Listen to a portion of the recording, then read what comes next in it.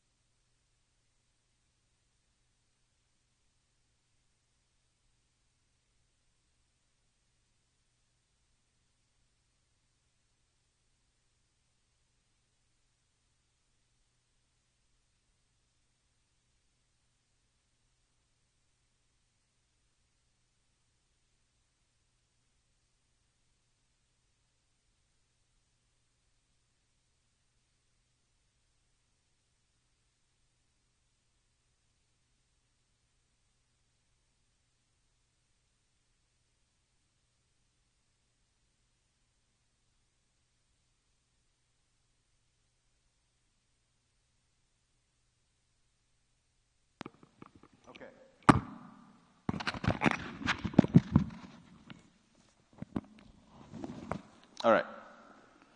So, in summary, for anyone who didn't hear, children are born this way. They're born wanting attention. They're born seeking attention. And they grow up kind of on this habit. But once they grow up, they realize, oh, you know what, this isn't a good thing. But yet the remnants of that remains within you. The remnants of that seeking attention behavior seeps into your religious life. And that's when it becomes destructive. That's why he says everyone has to work on this. Okay? There are no exceptions.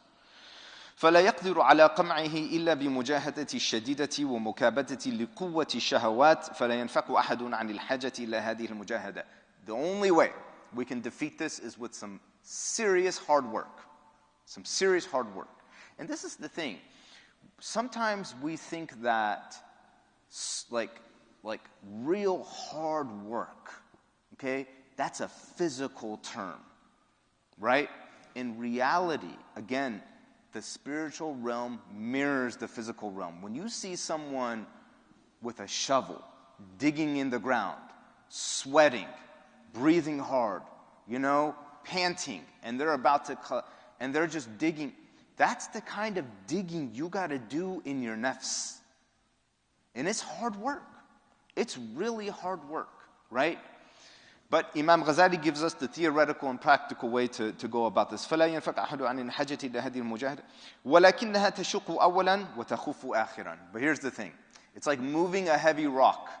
At first it's very hard, but then it gets easier, right? So once if you can get over that initial hurdle, right, then it gets easier and easier. وَفِي عِلَاجِهِ مَقَامًا أحدهما قلع عروقه وأصوله التي منها انشعابه. And in its cure, there are two approaches. First of all, we have to uproot its root issue. Okay? Just like when you have weeds, you don't just cut the top of the weed. Okay? You get in and you uproot the weed from the earth. You just take all the roots out. So the first thing, we got to get to the root of this issue. And second, دَفْعُ مَا يَخْطُرُ مِنْهُ فِي الْحَالِ. The thoughts that come to you, learning how to repel those thoughts that are related to this concept of riya. The thought part, we're not going to get anywhere near this class. Inshallah, we'll finish that first part, which is addressing the roots for this class. Okay? So, مجاهدة القلب في تخلص من الرياء. المقام الأول في قلع عروقه لاستئصال أصوله. So, first of all, with regards to استئصال الأصول, which is uprooting the roots. وأصله حب المنزل والجاه. One of the roots, basically the main root of this disease, is wanting or loving prestige and popularity. That's the root, okay? So, and this is a dunya thing. وَإِذَا فَصَلَ. And if we dissect this one root into its separate parts, right? رَجَعَ إِلَى ثَلَاثَةِ أُصُولٍ. This one thing gets dissected into three other things that are smaller than it, but that form it. What are those? وَهِيَ لَذَّةُ الْمَحْمَدَةِ. It is loving praise. وَالْفِرَارِ مِنَ الْأَلَمِ الذَّمِّ. Running away from criticism. So a type of insecurity. Loving praise and running away from criticism, which is really insecurity, right? وَطَمْعُ فِي مَا فِي أَيْدِي النَّاسِ. And wanting what people have. Why is that? How is that related? How is wanting what people have related to the concept of riya? What do you all think? Why is wanting what people have a root cause of wanting to show off? What do y'all think? What's that? Okay. But how is that related to wanting what other people have? Isn't it the other side of it? What do you mean? Like you want it because you think that it's making them popular, therefore will make you popular. Okay, maybe. Yeah, that could be it. But if I am showing off, how is that a means for me to get what other people have? How is that a means for me to get the dunya? If I'm showing off. Well, think about it. If you gain a reputation for being pious, if you gain a reputation for being someone very unique, right? Don't people invite you to their houses? Don't you get free food? Don't you get invited to different cities for talks, and you get free vacations, and you get to know all kinds of people? Don't companies come to you for sponsorship of their products, and you get kind of like famous, right? And slowly but surely, your fame and piety is leading to riches, right? And then you get more popular, right? YouTube starts paying you because you got so many hits. Well, what is the topic? The topic is showing off and the disease of showing off. So we're talking about how that leads to people getting dunya and why that's a motivation. So this is something he'll come back to again, but a lot of times there's a hadith that talk about jihad and how people act like they're striving in the path of Allah in war. In reality, they just wanted the spoils of war. So that's also another means of getting dunya by faking it, right? So these are the three things. وَيَشْهَدُ لِلرِّيَاءِ بِهَذِهِ الْأَسْبَابِ وَأَنَّهَا الْبَاعِثَةُ لِلْمُرَائِ وما روي أبو موسى الأشعري أن الأعرابيا سأل النبي صلى الله عليه وسلم وقال يا رسول الله الرجل يقاتل حمية. Proof of this, that these three things are the essence of riya, is first of all a hadith by Abu Musa al-Ash'ari. Abu Musa al-Ash'ari comes to the Prophet Muhammad sallallahu alaihi wasallam and he says, "O Prophet of Allah, people fight for the cause of Allah for different reasons. One person fights hamiyatan. But I know what hamiyatan is? But I heard of that term, hamiyya, right? Kind of like that, my clan, my tribe. It's really to be passionate and hot and, just kind of like really motivated, but maybe for a dunya reason, okay? And so it could be nationalistic. It could also be based on reputation. So he explains it. وَمَعْنَاهُ أَنَّهُ يَأْنَفُ عَنْ يَقْهَرْ وَيَذُمُّ بِأَنَّهُ مَقْهُورٌ مَغْلُوبٌ. He's worried about what would people say if people say that this person got defeated. So that worry for saying that he got defeated makes him very energetic in fighting for the sake of Allah, right? Again, that's a type of riya. So وَالرَّجُلُ يُقَاتِلْ لِيُرَى مَكَانَهُ وَهَذَا هُوَ طَلَبُ اللَّذَّةِ الْجَاهِ وَالْقَدْرِ فِي الْقُلُوبِ. And people fight so that they gain a good reputation amongst people, right? And that's loving praise. وَالرَّجُلُ يُقَاتِلْ لِلذِّكْرِ. And somebody might fight so that they're remembered in a good way, right? وَهَذَا هُوَ الْحَمْدُ بِاللِّسَانِ. And this is people praising him. So again, the root of being praised, right? فَقَالَ صَلَى اللَّهُ عَلَيْهِ وسلم, the Prophet said to Abu Musa's inquiry, of all these people fighting for the sake of Allah, the Prophet Muhammad ﷺ said, مَنْ قَاتَلْ. Whoever fights, لِتَكُونَ كَلِمَةُ اللَّهِ الْعُلْيَا فَهُوَ فِي سَبِيلِ اللَّهِ.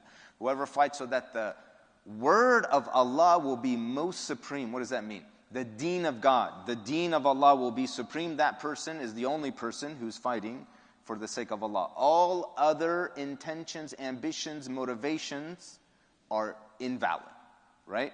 And they all kind of fall under riya one way or another. وقال ابن مسعود, and Ibn Mas'ud he says, إذا التقى صفان نزلت ملائكة. When two armies meet, the angels they come down and the angels they begin to record. But what the angels record is فكتبوا الناس على مراتبهم فلان يقاتل للذكر وفلان يقاتل للملك. These people, the angels begin to record, yes, but these people are fighting to be remembered in a certain way and to be praised in a certain way. And these people are fighting just to gain the spoils of war, right? And so the intentions are written with their actions. Ibn Mas'ud says this, okay?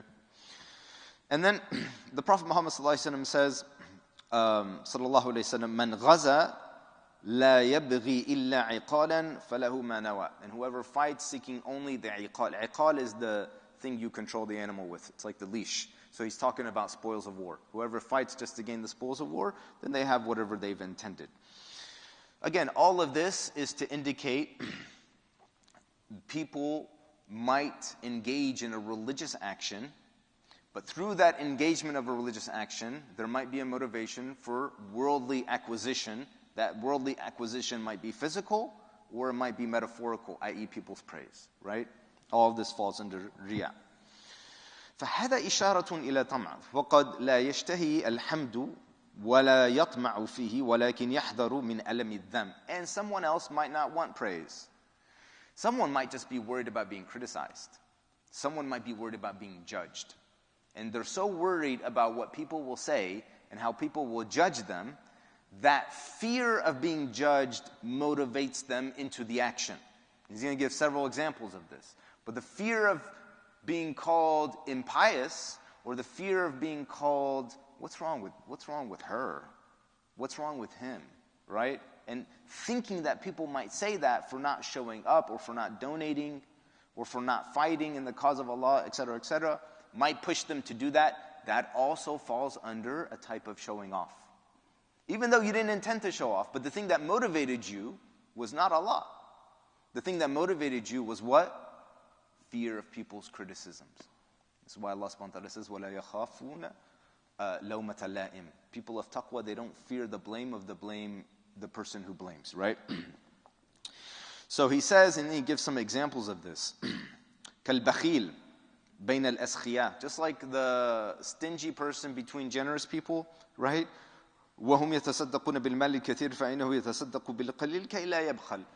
All the generous people around him donate, so he'll donate a little bit just so he doesn't be called what? Stingy.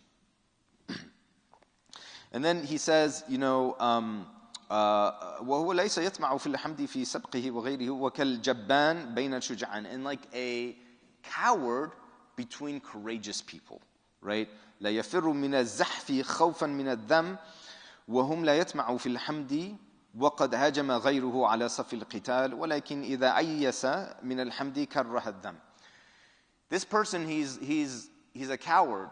The other people have already shown bravery. He's lost hope in being counted as a brave person amongst people. So what does he do? He fights a little bit just so he doesn't be called, so just so people don't call him a coward, right? And that's the thing that motivated him. وَكَالرَّجُلِ بَيْنَ قَوْمٍ يُصَلُّونَ جَمِيعَ اللَّيْلِ فَيُصَلِّي رَكَعَاتٍ مَعْدُودَةً حَتَّى لَا يَضُمُّ بِالْكَسْلِ. And like a person who's between all kinds of pious people who pray all night.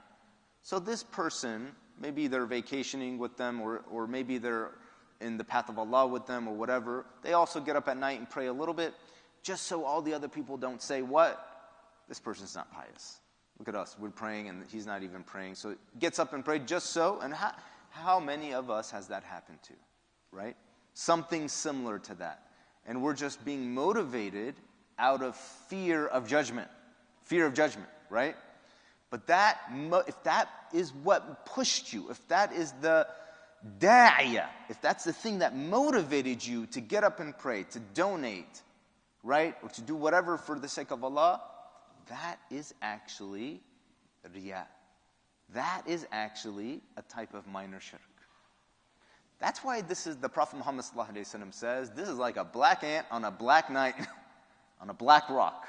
It is very difficult to notice, even within yourself. And it's only people who have constant mujahada, constant working on their nafs, they get used to recognizing these dawa'iyah, these movements within themselves, these motivations within themselves. Like, well, wait a minute, that's coming from a bad place.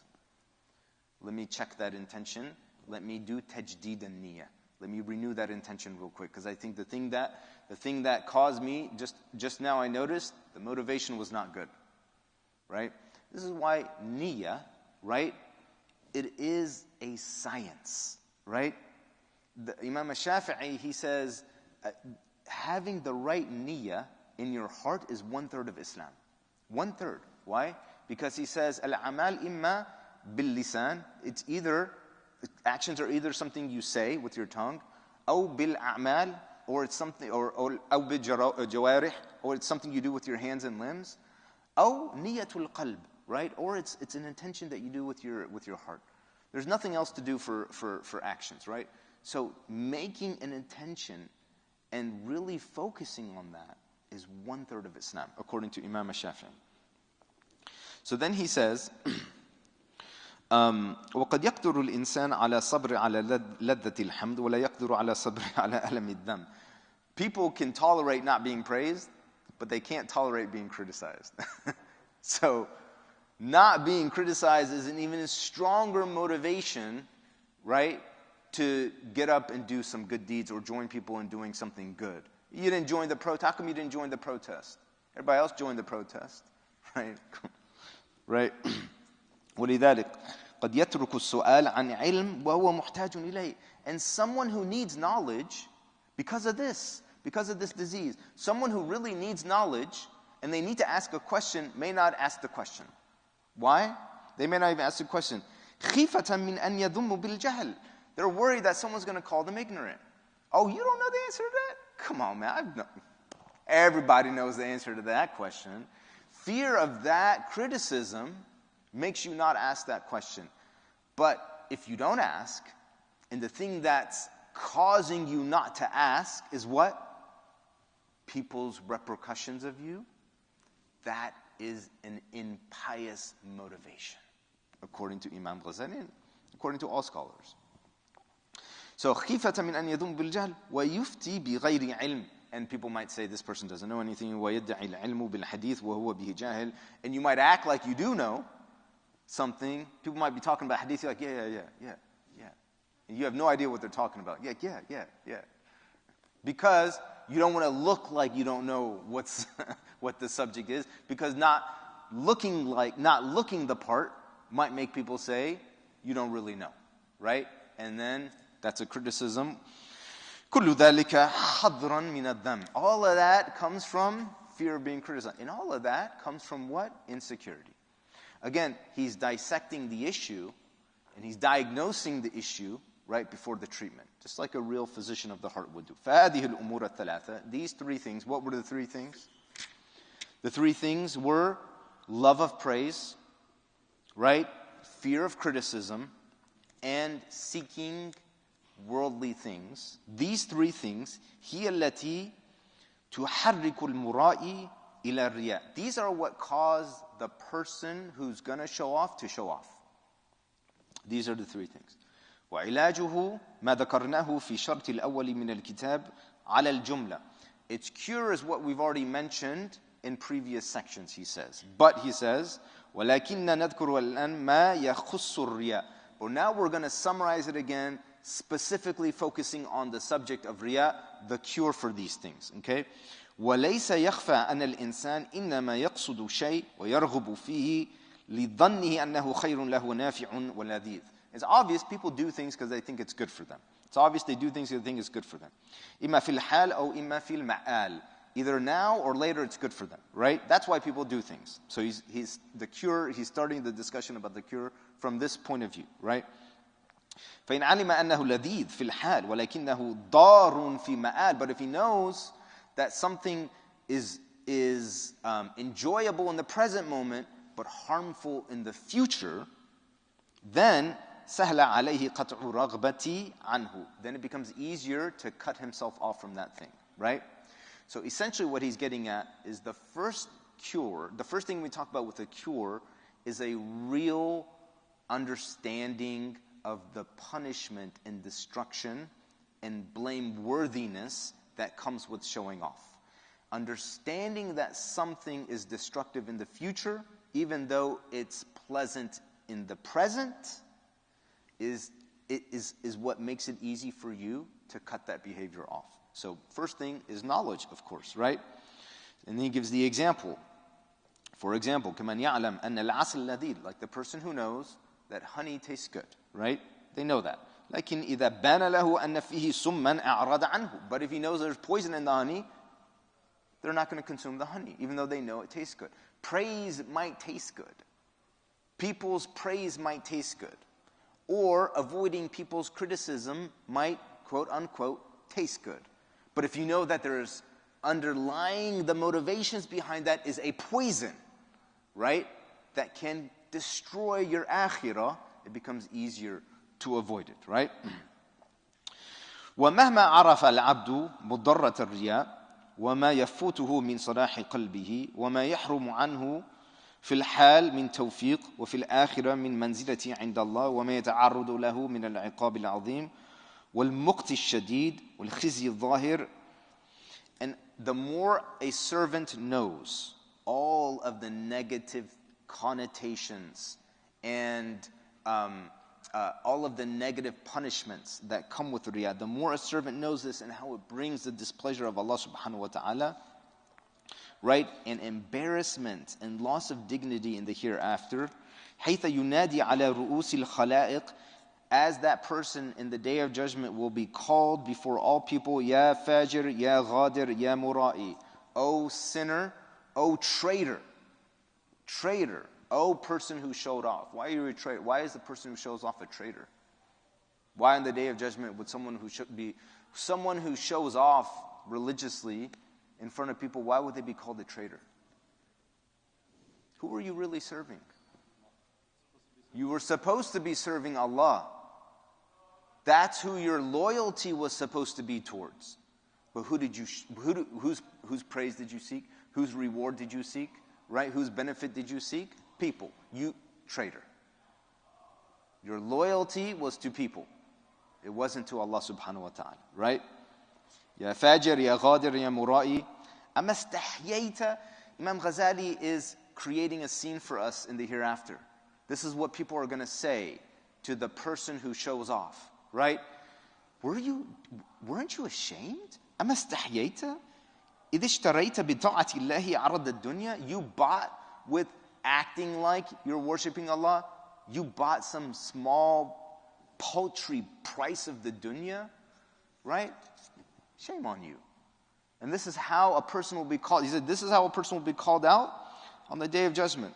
وَرَاقَبْتَ قُلُوبَ الْعِبَادِ. And you were very careful about how people's hearts would think about you. وَاسْتَهْزَأْتَ بِطَاعَةِ اللَّهِ.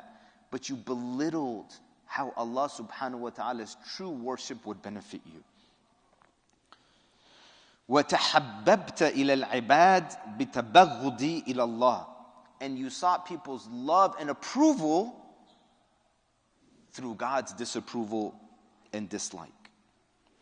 وَتَزَيَّنْتَ لَهُمْ بِالشِّينِ عِنْدَ اللَّهِ وَتَقَرَّبْتَ إِلَيْهِمْ بِالْبُعْدِ عَنَ اللَّهِ. And you got close to them by getting far away from Allah subhanahu wa ta'ala. وَتَحَمَّدْتَ إِلَيْهِمْ بِتَذَمُّمِ عِنْدَ اللَّهِ وَطَلَبْتَ رَضَاهُمْ بِتَعَرُّضِ لِسَخَطِ اللَّهِ. And you sought their pleasure at the expense of Allah's displeasure. This is actually, he's referencing a hadith that Imam Nawawi narrates in his Arba'in. Imam Nawawi, he says that the Prophet Muhammad sallallahu alayhi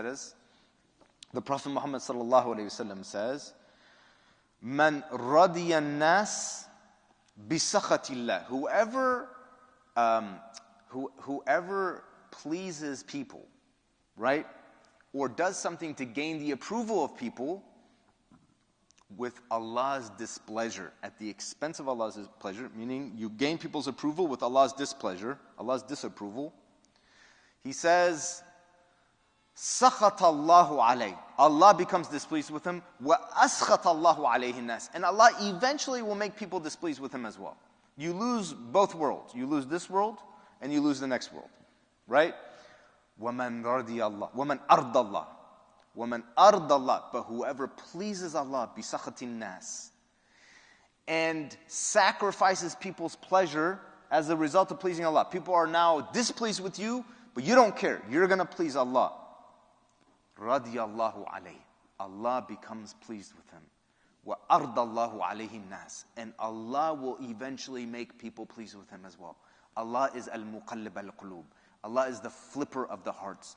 Everyone's feeling towards you, everyone's thoughts towards you, everyone's ambitions towards you, or their suspicions towards you, or their motivations towards you, or their thoughts towards you, all of it is under the direct control of Allah subhanahu wa ta'ala.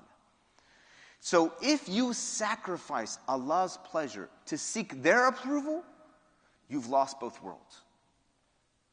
And if you sacrifice their approval to seek Allah's approval, you've gained both worlds. Because maybe for a short time it'll be difficult. Maybe for a short time people will cancel you, or they'll try to cancel you. But people can't cancel who Allah subhanahu wa ta'ala has elevated. People cannot cancel who Allah subhanahu wa ta'ala has elevated. Maybe for a short time there will be pressure, but eventually Allah will make people pleased with that person as well. Muhammad Ali. Were people pleased with what he did in his protest of Vietnam? His protest of going to war? What did people call him? People try to cancel him. right? They say he's un-American. He's not patriotic, right? He's not a real American. This, that, or the other. They took his championship away from him. Ard Allah bi sakhatin nas. But his aim was to please Allah. For a short time, he received criticism. But you know what?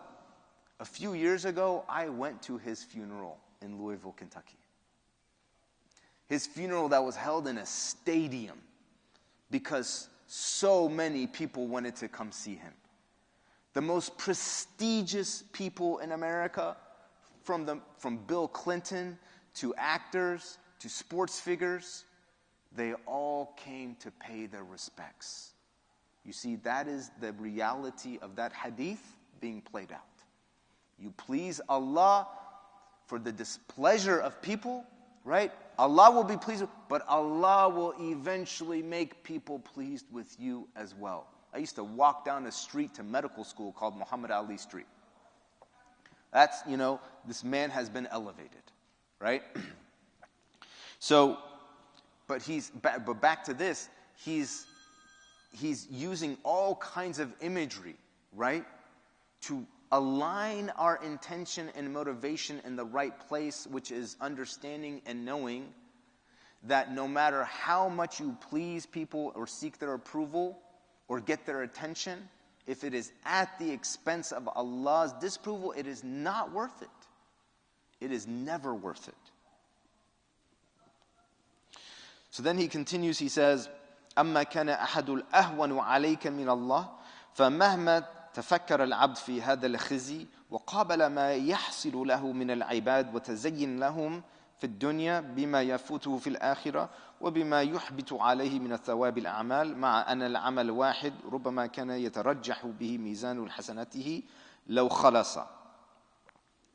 So basically he's saying the more you think about this, the easier it's going to be for you to get rid of, the more you think about all these things, the more easier it's going to be for you to get rid of all of these negative effects of riya. فإذا فسد بالرياء حول إلى كفة السيئات فترجح به ويهوي إلى النار. فلو لم يكن في الرياء إلا إحباط عبادة واحدة لكان ذلك كافيا في معرفة ضرره. And if the absence of riya in a single action of yours was enough to tip the scales for you, that should be enough for you to understand the importance of getting rid of it.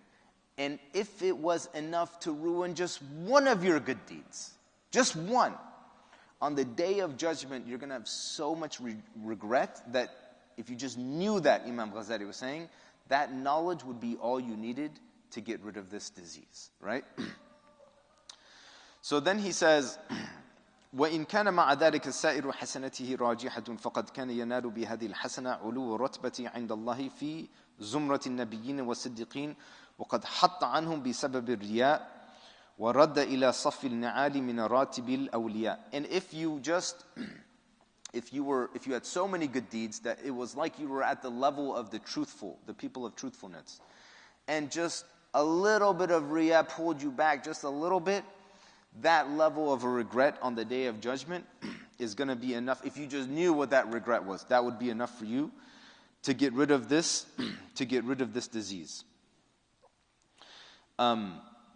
So he says, هذا مع ما يتعرض له في الدنيا من تشتت الهم بسبب ملاحظة القلوب الخلق فإن رضى الناس غاية لا تدرك فكل ما يرضى به فريق يسخط به فريق.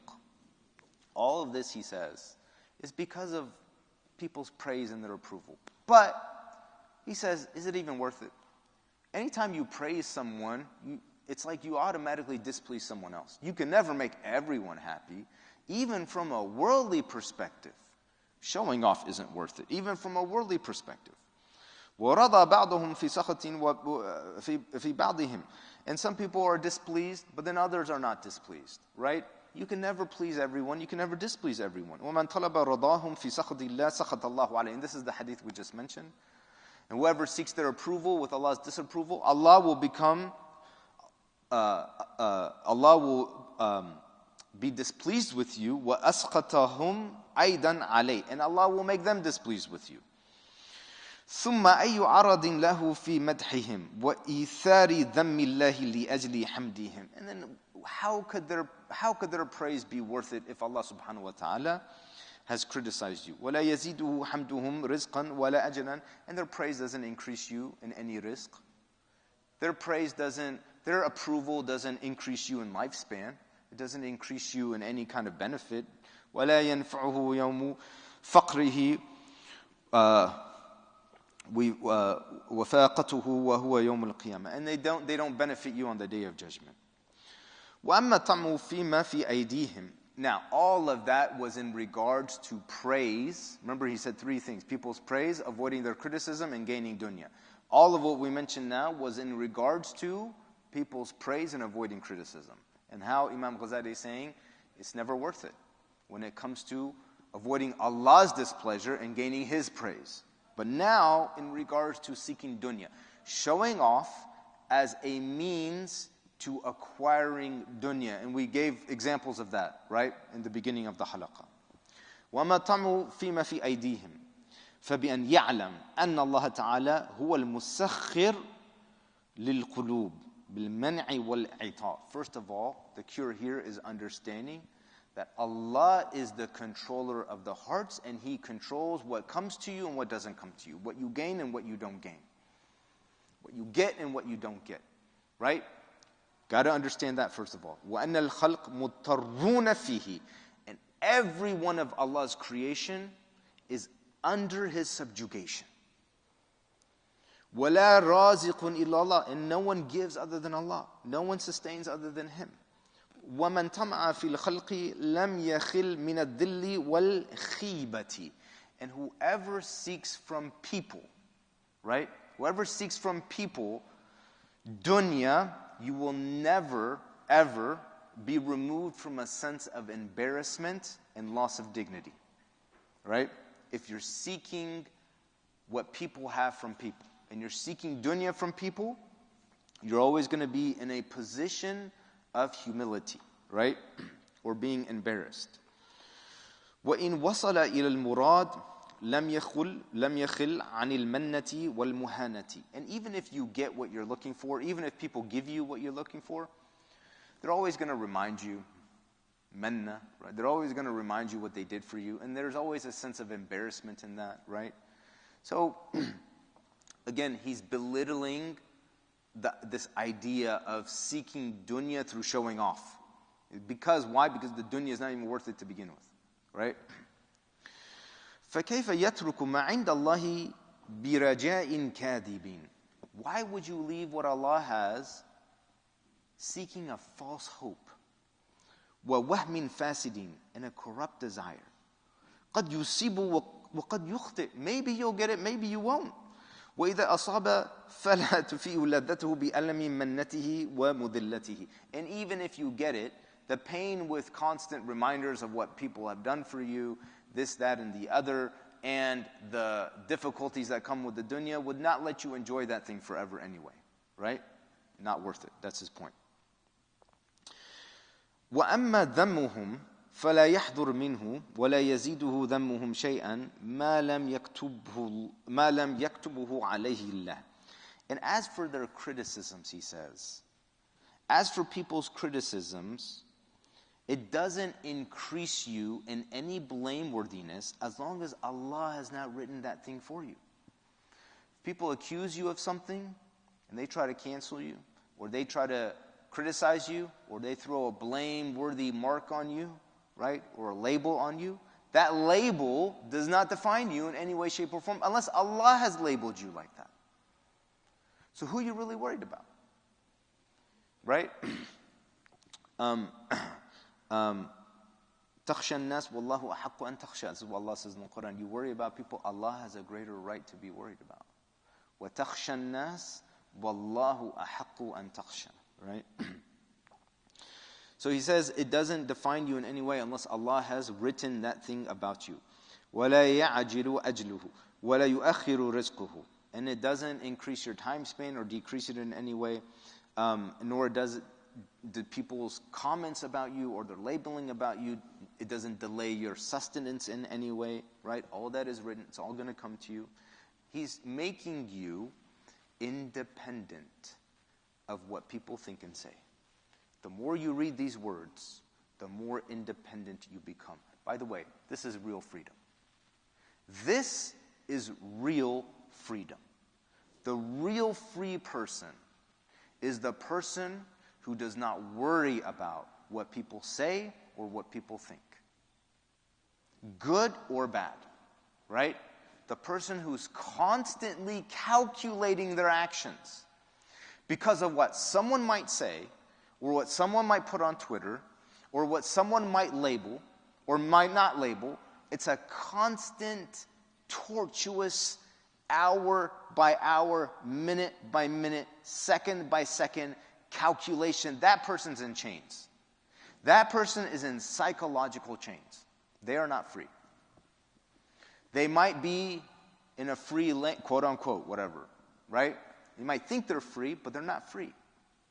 The only person who's free is the one who makes all their concerns the concern of Allah. That's it. That's the only free person. Because they're not concerned about anyone else. They're not worried about anyone else. You know, anxiety. 15 million people in America have generalized anxiety disorder. You talk to any psychiatrist, they will tell you the number one drug prescribed in psychiatry. Can anybody guess what it is? Number one drug prescribed in psychiatry. Xanax. Anybody know what Xanax is?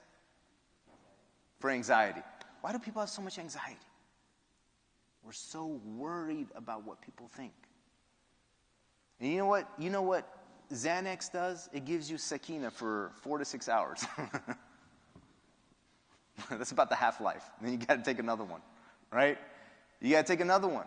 It's a sakina pill, right? It calms everything down. It lowers your heart rate. And then when it comes to the central nervous system, it slows down your thoughts. It actually slows down your thoughts. So you're not thinking as rapidly about, what is this person saying? What is that person saying? You're not calculating people's calculations about you, right? As much. You feel good, right? But Allah subhanahu wa ta'ala, you know what? In the Quran, when He talks about tawakkul, you know what happens? He talks about the coming down of sakina. When Rasulullah sallallahu alayhi wasallam was with Abu Bakr in the cave, right? And Rasulullah sallallahu alayhi wasallam, this is mentioned in the Quran, says, "La tahzan inna Allah ma'ana." Don't worry, Allah is with us. Right? What's the very next verse that Allah subhanahu wa ta'ala says? فَأَنزَلَ اللَّهُ سَكِينَتَهُ عَلَيْهِ. Allah immediately sent down His sakina, meaning tranquility, upon him. And so there's this connection. The ulama, they talk about this connection between tawakkul and sakina. This is why some ulama, they've defined tawakkul as sakinatul qalbi li wa'dillahi azza wa jal wa tarka sakina li ghayrihi. Right?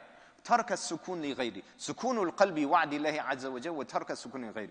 It is the calmness of the heart in the promise of Allah, and the heart not finding calmness or tranquility in anything other than Allah. That is tawakkul, right? But that's also freedom. That's what real freedom tastes like and looks like. You're not worried about what everyone is saying. But this constant concern, Imam Ghazali is saying, look, that praise, that label, doesn't define you unless Allah has defined you like that. It doesn't increase your risk, it doesn't decrease your risk. It doesn't increase your lifespan, it doesn't decrease your lifespan. Anything that was meant to come to you, it doesn't make it not come to you. Anything that was meant to miss you, it doesn't make it come to you. Why does it matter? What are we worried about? Who are we worried about? What's the thing that our heart is actually attached to here? That's what he's getting at. وَلَا يَجْعَلُهُ مِنْ أَهْلِ النَّارِ إِنْ كَانَ مِنْ أَهْلِ الْجَنَّةِ. And that criticism doesn't make you from the people of hellfire if you're from the people of paradise. You know, one time I gave a talk, and it was at this joint MSA Christian organization thing. And after the talk, I think it was in Ramadan. It was a long time ago. Anyway, after the talk, We all sat at tables and there was mixed Christians and Muslims. And one very evangelical woman came up to me and says, Kia, I want to tell you something, but don't get offended. She said, I think you're going to hell. Okay? But don't be bothered by that. Something like that. I said, you know what? It doesn't bother me if you think I'm going to hell. It would bother me if you hope I'm going to hell. But it doesn't bother me if you think I'm. She said, oh. She went, huh. You know, she stopped for a moment. Because all that matters. What does it matter what someone thinks? What does it matter what someone labels you? If Allah has not destined for you that thing, it doesn't matter. If she hopes I go to hell, well, that's problematic because that's going to affect how she acts towards me, you know. So I don't want you to hope I go to hell. And we don't hope anyone goes to hell, by the way. As Muslims, we hope everyone becomes Muslim. Everyone earns the mercy of Allah subhanahu wa ta'ala. The Jannah is very spacious. It can accommodate everyone. Arduha ka'ardi samawati wal ard. Right? Its width is like the width of the heavens and the earth. It can accommodate everyone if people would just, you know, submit to Allah. But what does it matter if that's what people think? Who cares? Right? The more you think about this, and honestly, it's very reflexive to get, you know, worried and to be kind of like feel anxious based on people's labeling. And then that anxiousness causes you to act in a certain way, and that's a component of riyah. That's a component of showing off. Because you're acting to show someone something. I'm not what you think I am. Let me prove it to you. But that wasn't for Allah. But that's a reflexive thing. But if you stop for a moment, just take a breath and just pause. What does it matter? Why does it matter? They called me this, or they labeled me that, or someone put this on Facebook, or someone forwarded this WhatsApp message, right? Why does it matter? Okay, now there are things where your livelihood might be affected because of reputation, and you need to take action for stuff like that, okay? But when it's just nafs, you know, Zayn al-Abidin, the son of Hussein, Ibn Ali. Zayn al-Abidin, one time, you know, it was called Zayn al-Abidin because he was the beautification of the worshippers. He's the most pious person of his time. He was hated by the Umayyads. And they hired someone to go and insult him in front of the Kaaba, just to get him to reflexively react. So someone came up to him and said, "Anta alladhi tud'a Zayn al-Abidin." Are you the one they call Zayn al-Abidin? He says, yes. The guy says, "Anta Sheen al-Abidin." You're not the beauty of the worshippers. You're the embarrassment of the worshippers. You're this and that and this and that. And he started criticizing him and what someone might call being cussed out nowadays. Right? Zayn al-Abidin, he said, "Are you finished?" He said, "Yeah." He said, "Well, you forgot about all these other shortcomings I have. Do you want me to tell them to you right now so you can complete your criticism of me?" Baka rajul, the man cried. The man cried, and then he said, "Listen, I admit, I was paid to do this." You know? He doesn't care. It didn't affect him one bit. In fact, real pious people actually enjoy criticism because they know it helps them step on their nafs even more. Like, thank you, I needed that. Alhamdulillah, you know? Where were we? It doesn't make you from the people of hell if you're written from the people of paradise. وَلَا يَبْغُضُهُ إِلَى اللَّهِ إِن كَانَ مَحْمُودًا عِنْدَ اللَّهِ. It doesn't make you hated before Allah if Allah subhanahu wa ta'ala loves you. وَلَا يَزِيدُهُ مَقْتًا إِن كَانَ مَمْقُوتًا عِنْدَ اللَّهِ. And it doesn't, if you're already, if Allah is displeased with you, it doesn't matter. He's already displeased with you. So why does some... فَالْعِبَادْ كُلُّهُمْ عَجَزَةٌ لَا يَمْلِكُونَ لِأَنفُسِهِمْ ضَرًّا وَلَا نَفْعًا. Everyone is in a sense, all human beings are incapacitated. They don't really have any benefit even for themselves. They don't really have any harm even for themselves. وَلَا يَمْلِكُونَ مَوْتًا وَلَا حَيَاةً وَلَا نُشُورًا. And they don't own any life, they don't own any death, they don't own any resurrection, right? They're completely useless. فإذا قرر في قلبه آفة هذه الأسباب وضررها فطرت رغبته. If you think about this, right, the motivation to show off will subside. The more you think about this, the more you internalize this, the motivation to show off will subside. وأقبل على الله قلبه. Your heart will begin to turn towards Allah. فإن العاقل لا يرغب فيما يكثر ضرره ويقل نفعه. Because an intelligent person does not want what harms them and does not benefit them. ويكفيه أن الناس لو علموا أن ما في باطنه من قصد الرياء وإظهار الإخلاص لمقتوه. And enough is it for people, just think about, what if people knew what's inside of me and what I'm actually doing to show off? How much would they hate me? That's how much you should hate the action, right? وَسَيَكْشِفُ اللَّهُ عَنْ سِرِّهِ حَتَّى يَبْغُضُهُ إِلَى النَّاسِ. And Allah will eventually expose you. He will expose you before people.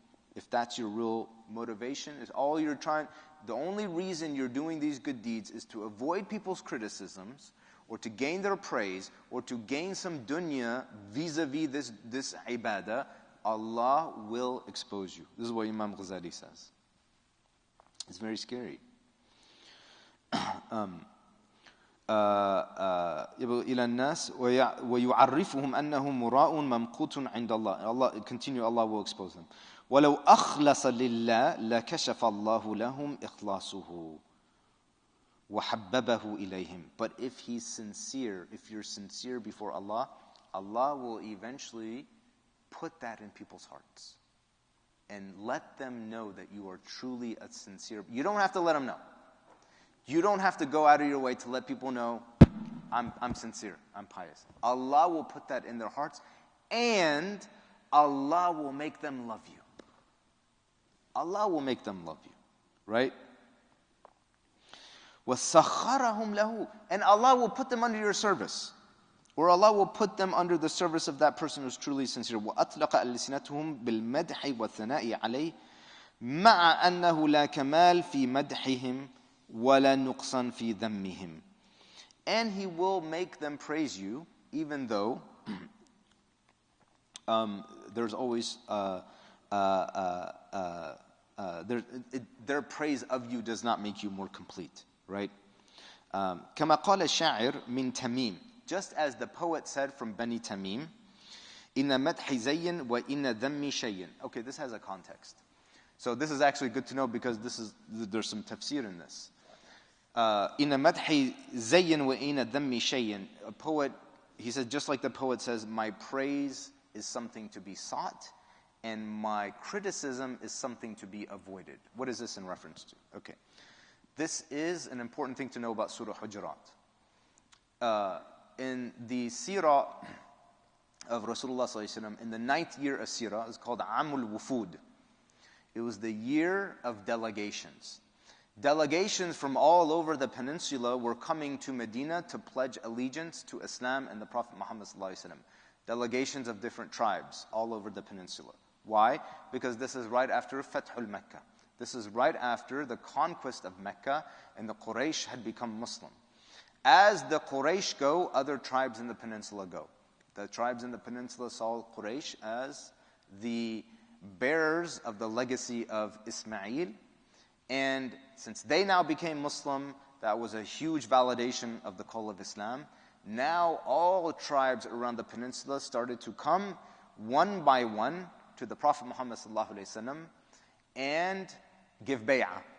This is in what year of the Hijrah? This is in the 9th year. So 1 year before the Prophet Muhammad sallallahu alaihi wasallam's death.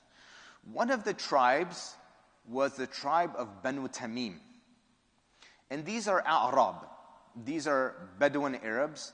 They're not in Medina, and they're not accustomed to the etiquette and the adab, right, of the prophetic presence.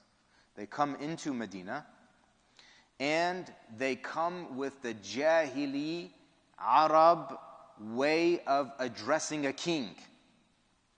Right? They come and they say, the Prophet Muhammad ﷺ was actually taking a nap. It was Dhuhr time. And he was taking a nap in his apartment. And they come and they say, Ya Muhammad, Ya Muhammad. Oh Muhammad, come down. Come down. This is how they used to address kings, to come down from their palace, right, and address the visitor. And that was the first breach of adab. And then the Muhammad ﷺ, he doesn't come out. So then this person by the name of Aqra ibn Habis, he says, come out. And he threatens poetry.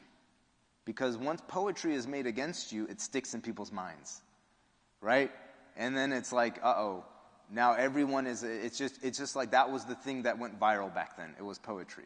So he says, Aqra ibn Habis says, come out. Essentially saying, if you don't, inna dhammi, he says, what does he say? He says, inna madhi zayyin wa inna dhammi shayyin. My praise is something to be sought, and my criticism is something to be avoided. In other words, indirectly he's saying, you don't want me making a poem criticizing you, right? Come out, because otherwise I'll make a poem criticizing. But if you come out, I'll make a poem praising you, right?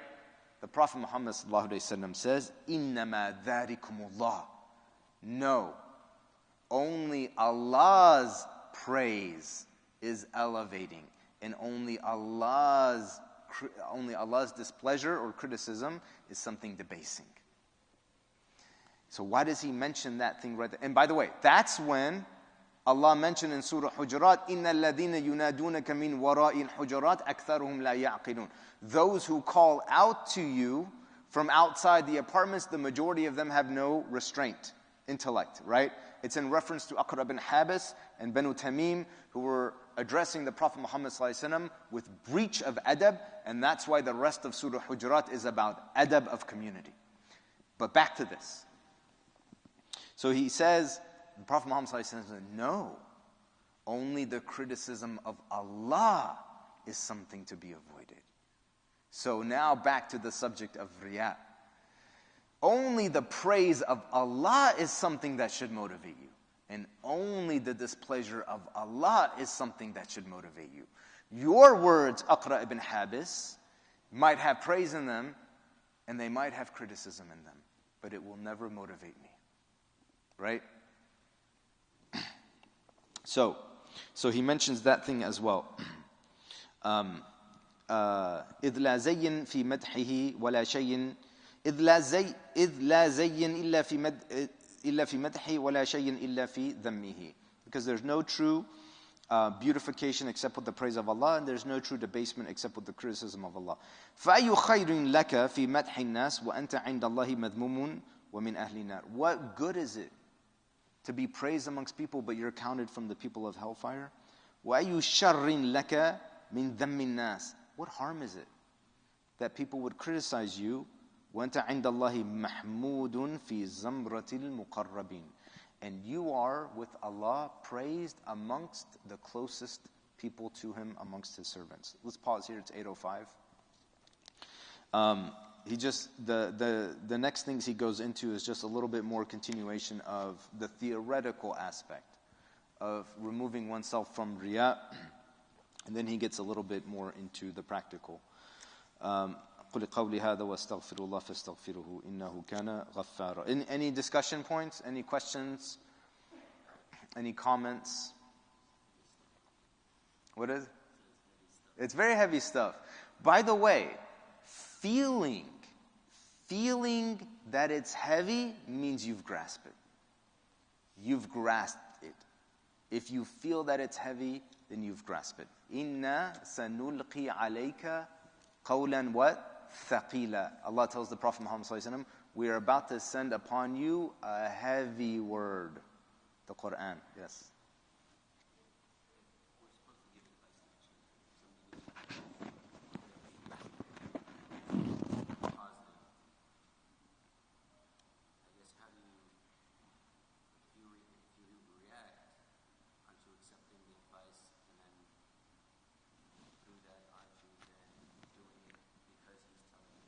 No, well, this is where. Okay, so the question was, adinu nasiha, right? The religion is advice.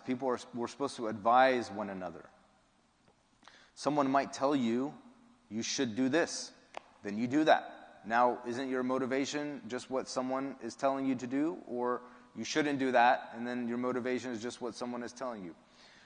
Not quite, because advice is really this. If you're doing something wrong, real advice, let's say, what's your name? Ibrahim. Ibrahim is doing something wrong. My advice to Ibrahim is not, I need you to do this. That's not good advice. My advice to Ibrahim is, that action brings the displeasure of Allah. This action will bring you closer to Allah, and it's better to do. And leave it there. Now, the only thing that I've only informed Ibrahim, right? I haven't pressured him into an action. The only thing now that can push him to do the right thing is seeking the pleasure of Allah and avoiding His displeasure. And that's why there's a wisdom to giving advice, right? There's a wisdom. And sometimes you need to be a little bit more, someone's in immediate danger, spiritual danger, you need to be a little bit more aggressive. But tarbiyah is a science, and a part of that is nasiha. But that's also, if someone gives you advice in the wrong way, okay, and you feel like your ambition and motivation is not starting from the right place because of how they spoke to you, then take a moment and rectify your intention. If it was criticism, and it's just criticism of your nafs, right, then just take it. Just take it. If it's only your ego that you have to defend, don't defend it. Just take the hit, right? Umar one time was walking in the masjid, and it was nighttime. Of course, there's no lights in the masjid. He stepped on someone by accident, and the man yelled at him and said, "Ittaqillah ya Amir al-Mu'mineen," right? Which is a kind of a rude way of saying, "Be careful." Hey, be careful, Amir al-Mu'mineen, sarcastically. And the man with Umar, who he had, a group of people with him, wanted to discipline this person, and Umar said, leave him. Umar said, لا خير فيكم إن لم تقولوها ولا خير فينا إن لم نقبلوها. There's no good in you if you can't say that to me. There's no good in me if I can't take that from you. Right? So, if someone gives you advice and it's kind of rough, okay, just take it, right? But then make sure you work on your intention so that it's not that person's praise or criticism you're trying to avoid. Rather, it's now that's a means for you to get closer to Allah, and that's your intention. Yes. So what are practical ways to try and remove that? Is it just That's what he talks about next. So Imam Majid will talk about that next week, but to give you a sneak peek preview, he says one of the things you need to do is recognize that there are certain places and there are certain people, certain places you might go to, certain people you might be around that will bring that feeling of riya out of you more than others. More than other places and more than other people. Avoid those places as much as you can. Avoid those people as much as you can, right? And that generally falls under سد الذرائع للمحرمات وتحريم الوسائل إليها, right? Avoiding things that are permissible. This is an important principle in usul. Avoiding things that are permissible because they lead to the impermissible, right? So that's one thing he talks about. And then he's got an entire section on fighting the thoughts, the khawatir, right? That are related to showing off. But that's a long section, so I'll let Imam Majid cover that next week, inshallah. But he will go into practical in detail, he just has not got into it yet.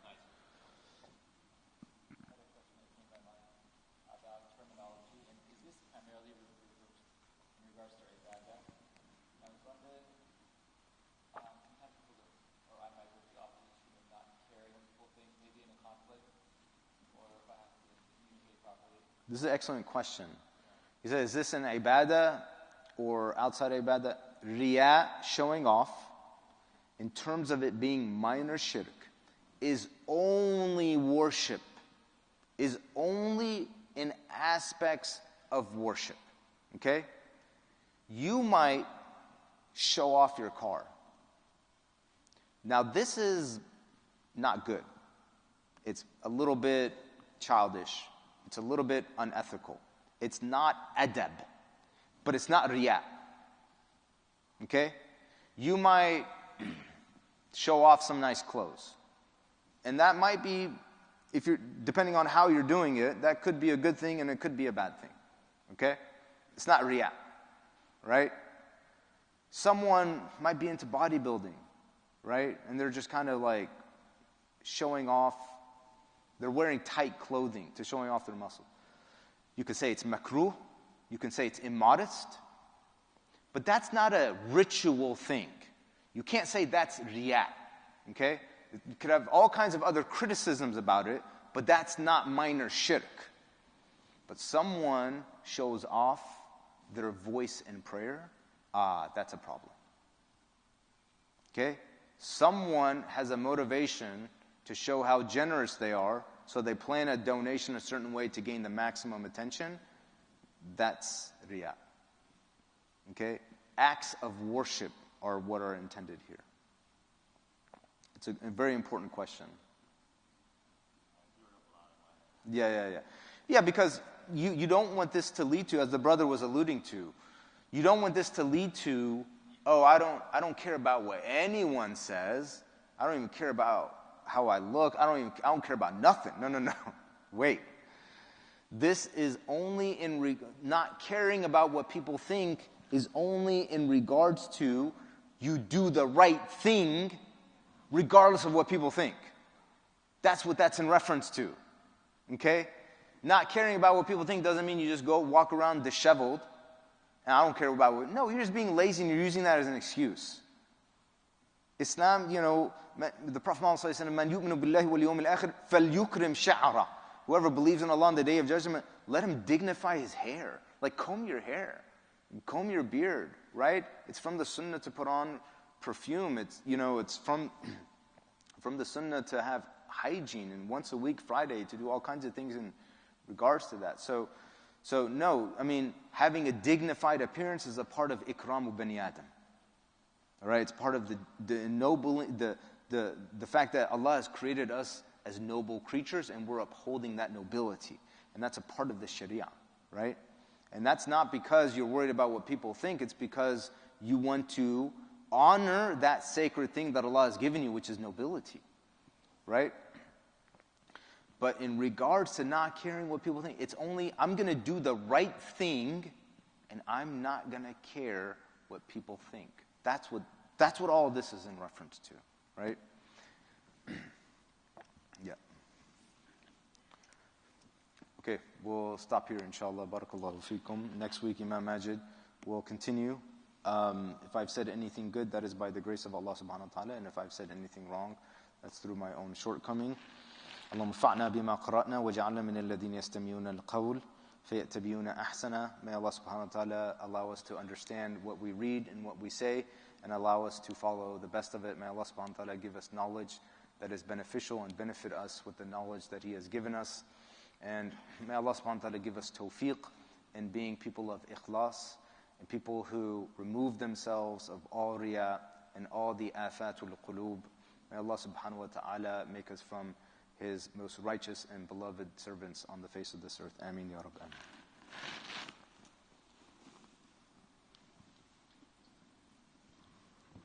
Alaikum salam. What's your name, bro? Muhammad. Muhammad.